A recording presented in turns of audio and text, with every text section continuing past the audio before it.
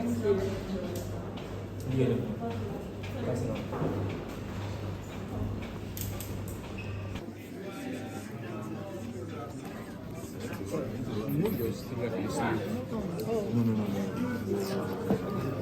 know, go to you go do content and go hold you.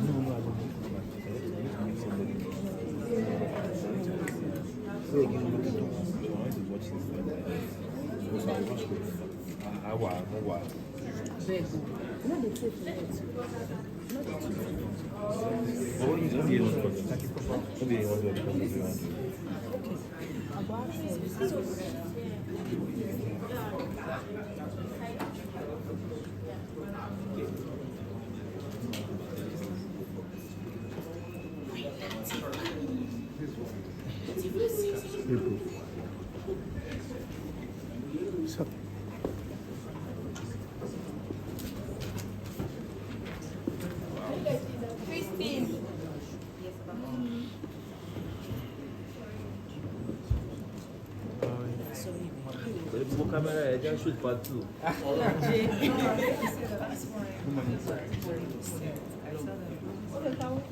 Gosh. No blue man, no white.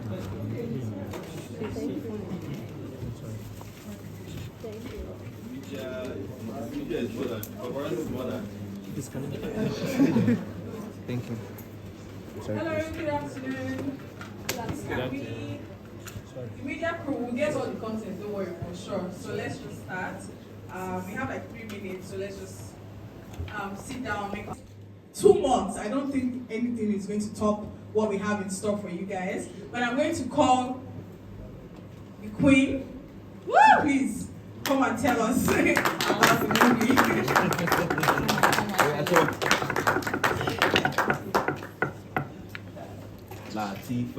Lateefah. Things like this did not happen without the director and the producer. Please, a round of applause for Judy Aldo and Captain Gengsi. Please stand up, bro, and let us come.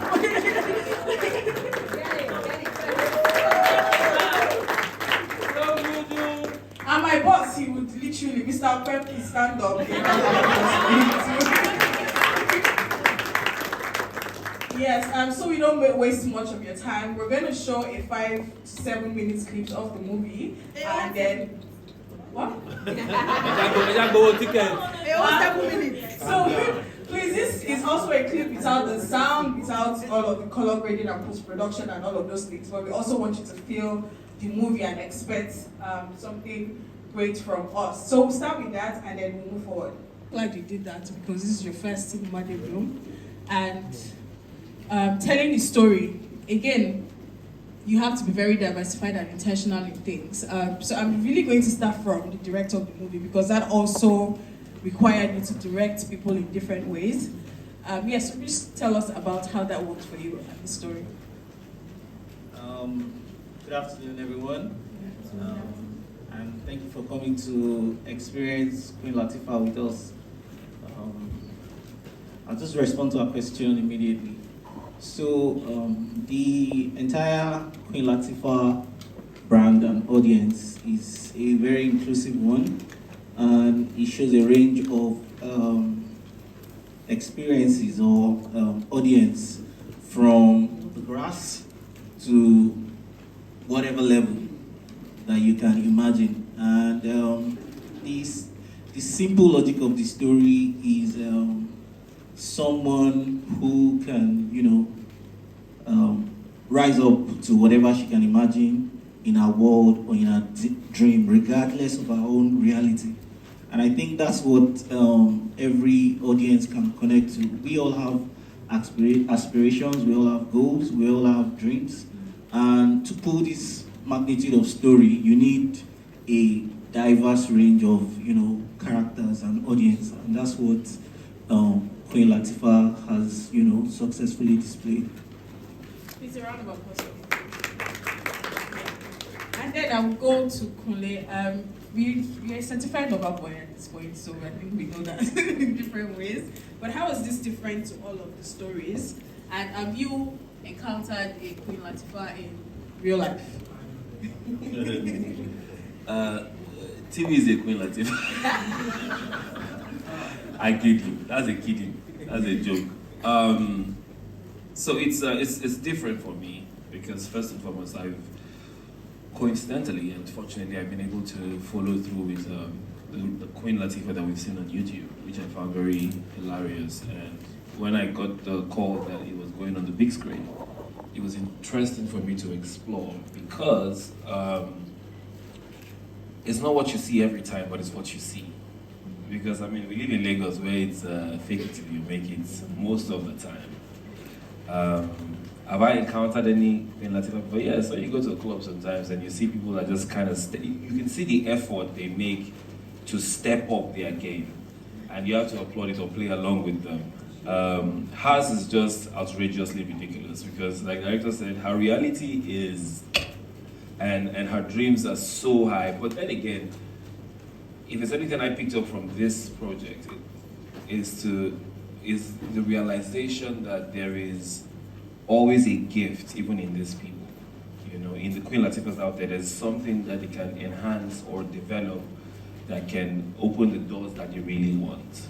So as a lover boy, I enjoyed playing this, basically. This is a huge round of applause for me.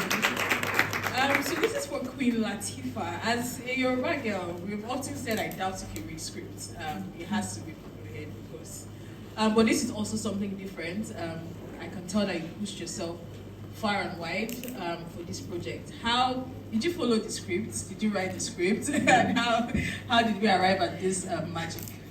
Thank you. How will you not follow a script when you have the likes of Captain Dexy, the likes of, Judith Aldo? It's pure scripted, like purely scripted. And I'm going to give this kudos to the writer, Kehinde Joseph. You did a great work. Is it here? It's not here.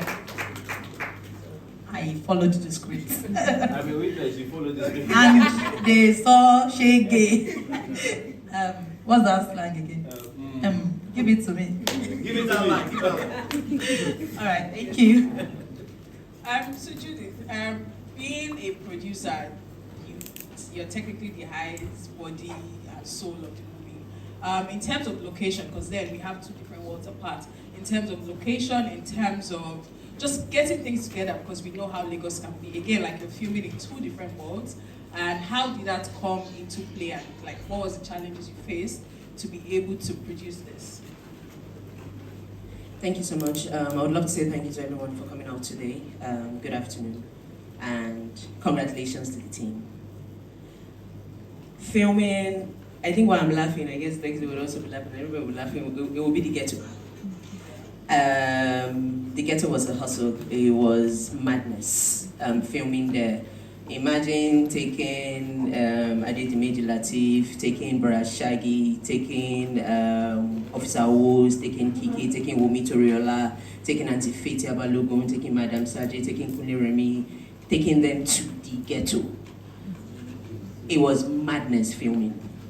Sometimes we had to sneak them out of the ghetto, and all that stuff. So for me, that was really the madness of it. But getting the location and every other thing, because we were very precise with what we wanted, we knew the kind of world we wanted to create, we knew the kind of film we wanted to make. So we're very particular with the location scouts, what we wanted. I think when we went for the first scouting, we already got everything we wanted because they knew what we wanted and then they got us what we wanted. And I think one of the most important things for the film was also getting the right team that understood the vision, that Wumi Toriola and Okwe, had in mind. And it was the onion of us to bring that team together that also understood the vision and would take it and run with us. And that was what we did. And I think that was the magic, that we had, and that magic one that we had that brought together this. Please a round of applause for her, because that's so much work and so much planning, literally, because you also have to plan. And back to you. Why is this story important to tell, and also tell it the way you have told it? Because like Kunle said, there are things like that, but like this is totally different. And also the concept of humor. Lagosians, Nigerians, everybody, in short, the whole world now is dealing with one thing or the other, and humor is very important. Why was this story important for you to tell, and why was it important for you to tell it this way? Okay, like I said earlier, I said we had the YouTube version of it, but I felt I didn't tell it as much as I would have loved to. And coming to have people who bought into my idea, it was a greater one. I had to tell it because it's a story that cuts across, you know, like Captain Dexter said, from grass to whatever, not even grace now. I mean, whatever reality you want in your mind. And Kunle Remi already said it. So I just needed to expatiate. I needed to go further than the light slides. You know, it just had something big in it. It's not just the common, oh, lies you. It's just an imagination versus reality. So I just needed to tell it more. Yeah. Thank you, and I'm sure we already have more insight on what the movie is about. And yes, so we can please a round.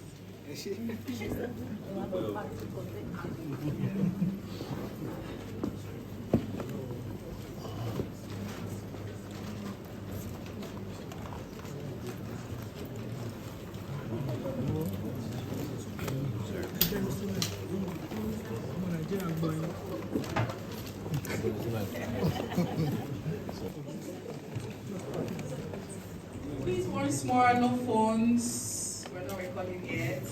So yeah, thank you and enjoy.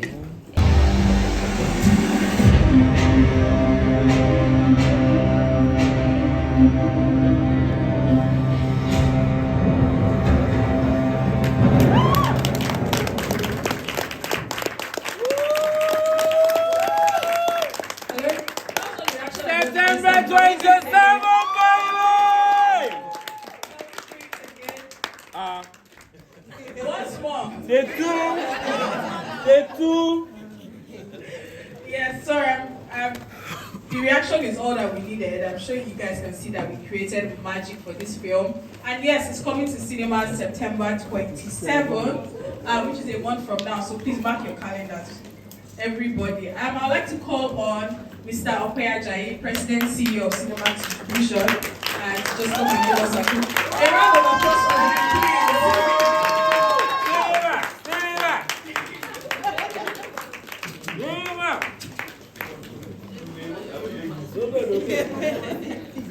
Okay, good afternoon, everyone. And thank you to everyone who's.